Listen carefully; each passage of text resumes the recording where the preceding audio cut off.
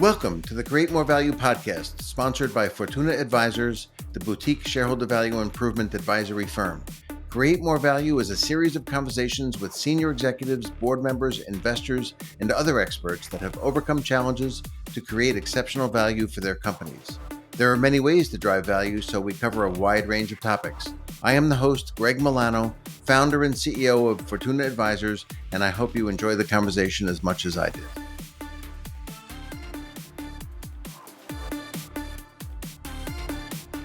I would like to welcome Dave Peacock. Thank you, Dave, for joining me on our Fortuna Advisors podcast, Create More Value. Thank you for having me. Dave Peacock was named Advantage Solutions CEO in January 2023. His 30-plus year career in the consumer packaged goods and retail industry includes 4 years as President and Chief Operating Officer of Schnuck Markets, Inc., and 2 decades at Anheuser-Busch, where he served 3 years as the company's president. Prior to joining Advantage, Peacock was Chief Operating Officer and on the board of directors of Continental Grain Company, a global investor, owner, and operator of companies across the food and agribusiness spectrum. Previously, he was a member of the board of advisors for and was the founder and chairman of Vitaligent LLC, a multi-unit restaurant franchise. He is a member of the board of directors of Stifel Financial Corp and past member of the board of directors of Wayne Sanderson Farms and Post Holdings Partnership Corporation.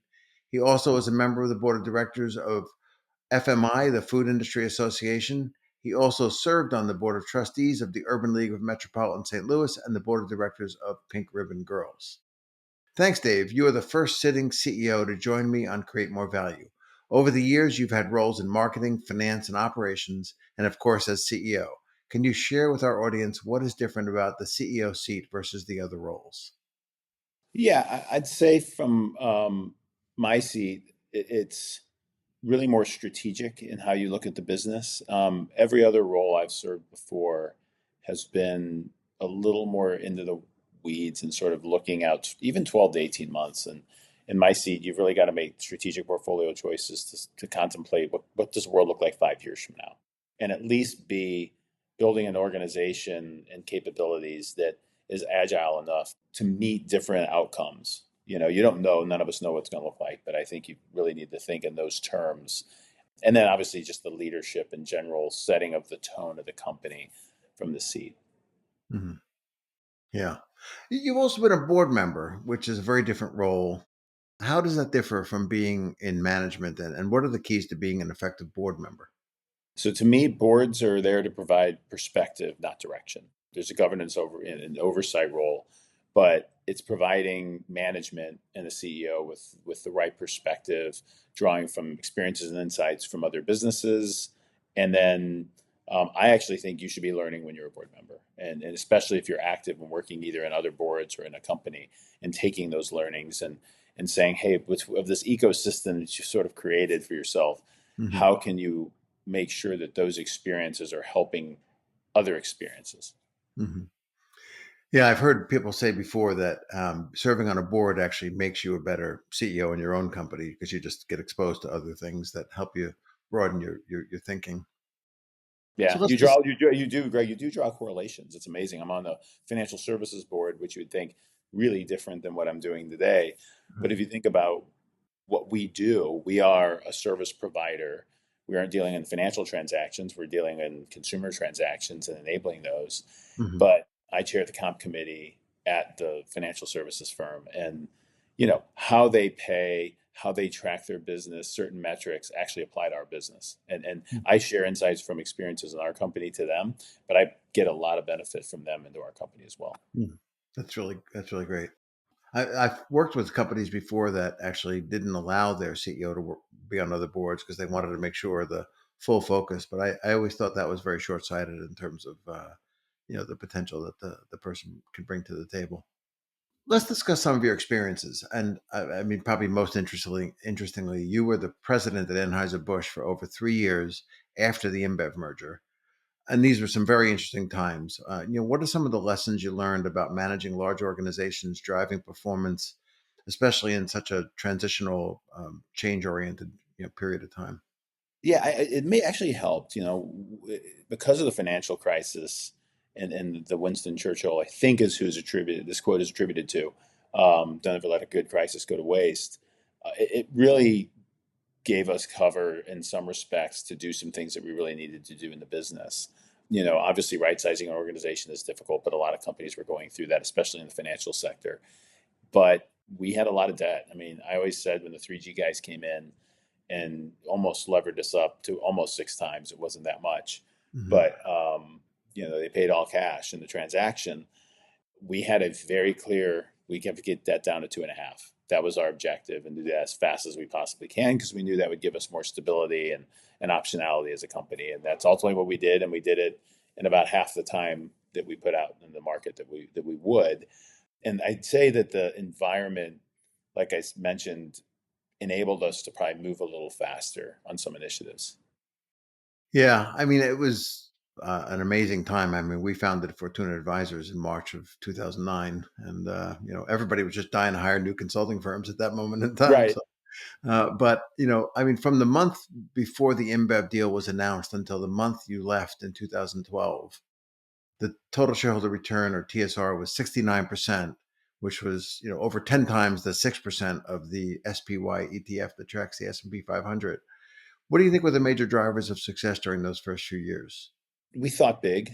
We had bold dreams for what the business could be, but we had, the benefits of, Anheuser-Busch's great top line capabilities. The company had a really good process for driving brand health with their marketing and advertising, and realizing revenue. One thing we never really got credit for, I thought, was, pricing ahead of inflation generally over a long Mhm. period of time. And that combination gave us great top line. And then you brought in the cost management that I'd say 3G brought to the table. Mhm. Mhm. As you look in hindsight now, it's been 13 years since I left. The cost management side may have overcome the top line side a bit, because there's been share loss Mhm. and volume loss in the business. Some of that being industry related, though. But I think it was the fact that we were able to combine the two capabilities pretty effectively, and Mhm. at least try. And that's why my first the 3 years I was there, leveraging the legacy capabilities, but also saying, look, guys, there's different ways to do things. And we learned a lot and did a lot of traveling to other countries, which we had not done when I was, at Anheuser-Busch pre. And we're able to learn from those market experiences and bring them into our business. Just a little side story. I was in Australia back in the 90s. I did a lot of work in Australia and New Zealand, and we were out to dinner, and we were at the bar after dinner. And I said, I'd like a beer. And the woman said, what kind of beer? I said, bring me something interesting. And she brought me a Budweiser. In Australia, that was interesting. That's interesting, right? You go to any ballpark in the United States and you'll find it. So. Yeah. Yeah. So, but if I go back, I mean, the performance over those 3 years was fantastic, but it was a very bumpy road to get there. I did a little bit of looking, and from the end of November when the deal closed, the stock was down 66%, while the market was only down 35%. Many doubted the deal would work, especially given the backdrop of the financial crisis. Do you think they were doubting the strategy, or do you think they were just very worried about how much debt you were taking on in the middle of a financial crisis? I think it was the latter. I think fundamentally, when you take on the level of risk that the owners took on 3G, you're going to get doubters, and especially in the environment where this was all occurring. And that's where Hmm. I had a lot of respect for what they did, and I'm always honest. I said, look, there was not always things I liked. And I think they've even now, Georgia Paolo Lehman has got a famous speech a couple of years ago about, hey, we misread some things in the consumer sector, et cetera, which I always appreciated their transparency and their Hmm. willingness to kind of learn and be open. But that's just it. They were pretty transparent. We knew what they wanted to do. They knew what they wanted to do. Hmm. And they had a lot of confidence and would take risk. And I think that's a little bit of that mentality of growing up in an emerging market environment that Hmm. those of us who grew up in a developed market maybe don't understand quite as much. Yeah, yeah, I think that's a good point. Yeah. So let's come to more recently when you joined Advantage Solutions in early 2023. You faced a series of challenges. What were some of the main challenges, and how have you and your team been addressing them? It was the beginning of some secular trends that work against our business. We generally service CPG segment in retailers that are not in the top five. And Hmm. so a lot of business had shifted their way and a lot of traffic during COVID and was shifting back to mass merchant club where we're less represented. And there's always pendulums in our industry.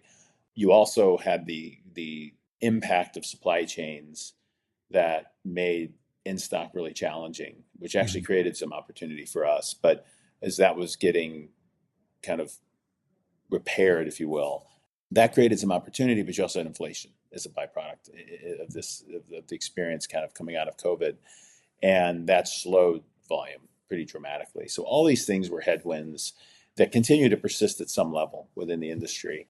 And the company had been set up, not right or wrong, as a kind of a federated group of different agencies and a strategy to pursue, digital marketing and some other things, with the belief that that would improve our multiple. But we were subscale Mhm. in those sectors and segments, and realized that pretty quickly. So we spent the first 6 to 8 months just diagnosing, what should our portfolio be? Where do we have a right to win? And Mhm. that's what led to our resegmentation, the divestiture of 12 to 13 companies over the last kind of 15 to 18 months, Mhm. and getting right sized to the core businesses where we have real opportunity to compete. Hmm. Yeah, that's great. That's great. It's been really, obviously I've known you most of the time since you took the CEO position. It's been really interesting to watch some of the changes going on in the industry, how quickly you and your team have been adapting to them. That sort of flexibility and so forth has been very interesting, and you're obviously taking some, really important actions to try to drive growth where you can, and some efficiency where you can, and so forth. So it's been great. I'd like to take a step back. When we spoke before this and preparing for this call, we talked a little bit about the fact that your undergraduate degree was in journalism with a minor in economics, and you did it later get an MBA. But how do you think that undergraduate degree has helped you to get to where you are? I mean, every role requires communication, and you know this really well because I Hmm. think one of the things that you and your firm do so well is take complex concepts and principles and communicate them in a way that people can understand. Hmm. And I think that is key to anything. And whether it's communicating to motivate a team during a difficult time, communicating context relative to decisions that were made, or communicating like I just described with you and your firm, it's important. And that's one thing you learn with journalism. Who's the audience? What are the key points? And what's that? We always say the inverted pyramid of Hmm. information that people are going to need as far as high level down to the details. Hmm. And it frames kind of how you present, how you deal with earnings calls, what have you. So I think it's been an invaluable education. And the economics, I'm passionate. I get the Economist. I read Financial Times. There's a lot of publications I read because I just fascinated in global macroeconomy, and how you know decisions that countries make on tax policy, currency, et cetera, have sweeping effects across the globe. And then microeconomics, and how it really is a consumer behavior Yeah. study more than anything, and just done so through the eyes of dollars and cents. I love it. I over the years, I don't know how many people I've hired right out of school with, accounting or finance or economics degrees. And I always find the people that at least have a minor in economics, if not a major, do a better job, at least on average, of understanding why things are the way they are. Right. Yeah. In accounting, for example, you learn a lot about how to, keep score and so forth. But to be a CEO, you need to think about, why is that happening in that industry? Why is that competitive situation happening the way? And I think you point out the behavioral side of microeconomics. I think that's so helpful when you're thinking about how will, consumers or customers or clients react to this strategy or this action or this tactic. I think, I think the journalism side and communication is obviously very important, especially as CEO. But I think the fact that you coupled it with the minor in economics it was really good. Yeah, it, Um, it, it gives you you are, probably quicker to think about the knock-on effects and consequences of decisions and actions in the market. mhm, mhm. Yeah, exactly, exactly. For younger listeners earlier in their career, what advice can you give on how to prepare yourself for being a CEO? And this is actually a question I've asked 4 or 5 CFOs I've had on, but I haven't had a chance to ask a CEO this question yet. So, what can you do earlier in your career to prepare yourself for being a CEO of a public company someday? I mean, for me, it's jump into projects, try anything, take risk, stretch yourself, challenge the conventional path. In so doing, there's always two questions I say leaders have to answer, which is if not me, then who, and if not now, then when. And so this Mhm. notion of also having this orientation toward leadership and I'm not saying taking command in a that kind of a bossy or inappropriate way, but being the steady hand in the room, not managing from emotion, managing from logic. It's easier to do that if you've gone through a number of experiences. And I can point to very small, as I look at them now, projects I worked on. One that was in Puerto Rico when I was at Anheuser-Busch that was, at the time it was all consuming, but in Mhm. reality it was pretty small. Mhm. But it was a great learning exercise. And there's a lot of lessons from that honed my thinking today and how I approach things. That's great. That's really great. I mean, just from my experience, I early in my career when I was an engineer working on airplanes, wound up presenting extensively to a flight readiness review about an experimental airplane that we were going to be running some new tests on, and the pilots that were going to be flying the plane were in the room, and saying, "Don't worry, it's safe." While the people whose lives depend on that actually being a true statement was a pretty intense situation, and I've always felt keeping calm has always been easier for me because of that experience. Later on. So to take your point, even a step further, put yourself into situations where you're going to face intense scrutiny, intense meetings, and so forth. That just helps people to know what it's like to be there. So I think that's really great advice. Yeah, Uh, no, I think that's right. I think there was a project in California I worked on that was a marketing project that was, we got a temporary restraining order from the state and they claimed it was illegal. And we fought and people got very emotional around it. And me and one other person, the guy I reported to, were calm and calculated and we ended up winning the lawsuit because even though the judge said the law, they are correct about the law, but the state regulatory agency had not kind of followed through in sort of implementing the law when we had started the program and had applied for approvals. mhm. And so, you know, we always felt that the whole time that we were a bit misled, but it's not letting the headline of the day, and maybe journalism helps to teach you that too, that, Mm. you know what, the news is going to change. It's whatever Yeah, happens today, there's something going to happen tomorrow. And so yeah, don't get yeah, so caught up in the, exact activity or reaction today. yeah. You've had so many experiences. Are there any absolutely crazy situations you've faced in business over the years? And feel free to keep it on a no name basis, but anything you'd share that was like a stunning turn of events or anything like that? I was appointed by the governor of Missouri to lead the effort to try to keep NFL football in St. Louis. And that was a fascinating kind of foray into the sports and entertainment industry and working with all the people who design and build stadiums from Goldman Sachs and financing to, Barrett Consulting Group who consults with owners and all these different firms and design, HOK, we designed the building. I mean, we designed it technical spec, presented to the NFL owners committees. Got to do that, which was an Hmm. amazing experience. Ultimately, believed in my deep in my heart that we were either going to get a team or get money. I figured they would write a check and we'd Hmm. go away. Well, they ruled for the team to move. They never wrote the check. They didn't want to do that.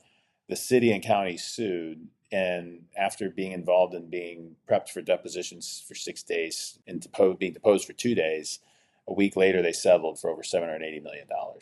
Wow. That is going to accrue to the benefit of our entire region, and so that was a winding, twisting road that could probably be a book, Hmm. Hmm. but taught me a lot about business and how things work, but also was able to draw on experiences I'd had in the past. Hmm. The big lesson was, and I told people, I told reporters this because it was highly scrutinized with the media, major, major, major decisions come down to a moment in a room where there's Hmm. all the swirl and all this talk. But I saw that with Anheuser-Busch when we got sold. And it ultimately was our board sitting around the table and one board member deciding, I'm going to move for a vote to accept $70 a share for Anheuser-Busch. And then what was a 5 minute raising of hands, a 150-year-old company that was an icon was sold. Hmm. Hmm. Yeah. Yeah. There's always that threshold moment when it all comes together or doesn't. Right, right. This has been great. Any final advice for corporate leaders and board members on how to drive long term success in their organizations? Yeah, I mean, I think all of us, the biggest challenge is just balancing risk, and it's the risk outside of our business and the risk inside of our business, Mhm. and striking that right balance and understanding what what the organizational capacity is for digesting and managing risk, but recognizing I think most organizations and most people can get pushed a little bit further and do a Mhm. little more, and in fact draw a lot of satisfaction from being pushed a little further and realizing what they're able to accomplish. So I think approaching things with that mindset, whether it's an acquisition, a divestiture, going public, deciding not to go, but whatever it might be, I think Mhm. thinking from that perspective is going to be really, really important, especially with the tumult that you're seeing kind of across the world right now and in different markets. Oh, that's great. That's really great. Well, we've been speaking with Dave Peacock. Thank you, Dave, for joining us for this very important conversation. Thanks, Greg. You have been listening to Create More Value, sponsored by Fortuna Advisors, and I am your host, Greg Milano, founder and CEO of Fortuna Advisors. I hope you have enjoyed this episode. Fortuna Advisors helps companies with strategy, capital deployment, business management, corporate culture, and incentive compensation, all aimed at driving top quartile total shareholder return and the equivalent for private companies. To learn more, contact us at info@fortuna-advisors.com.